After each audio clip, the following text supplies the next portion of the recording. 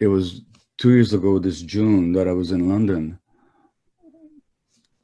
speaking to a lot of people, including to the Haru Academy. And my wife was with me.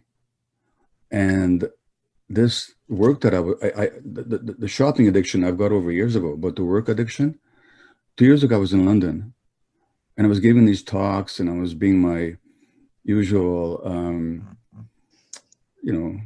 I like to think articulate and intuitive and communicative self on stage. But back in the hotel room with my wife, I was irritated because I was working too much. I'd taken on too much. And my wife said to me, listen, friend, you've written a book called When the Body Says No. No, you better write one called When the Wife Says No. Because I'm not putting up with this anymore. I will not have my holidays ruined because of your workaholism.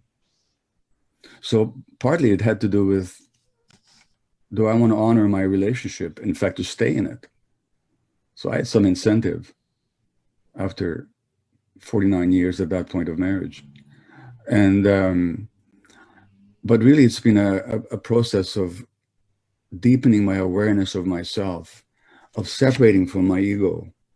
And that meant for me, counseling, deep reading, self-reflection, yoga, taking care of my body physically and nutritionally, all that. Each of my books that I've written have been from myself. So the more I immersed myself in this material, the clearer I became within myself. There's no simple answer I can give you. I can also tell you that I've also done some really helpful work with traditional healing methods, including psychedelic substances, and that's also helped. I can't point to one thing that has been the key. It's all of that. But fundamentally what it was is I've had a deep commitment. I can acknowledge myself for that.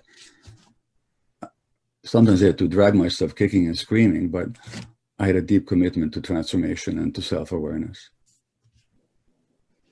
Should jump in at that moment and say, I think one of the experiences could have been with a guest we have coming up on the How To Academy program on March the 24th, the Temple of Life.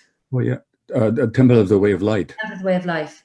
Yeah, that's in Peru, and it's an ayahuasca healing center with Matthew Waterston, and a good friend of mine. And yes, I had a deep experience there 2 years ago that I'll tell you about in some other context. Well, we hope. In fact, I went to the Temple of the Way of Light right from London under the circumstances I just mentioned. And when I got there, the shaman said, buddy, you can't lead anybody else. You're too stressed yourself. You better just work on you. That's what happened. These traditional healers read me like a book. They didn't know a thing about me.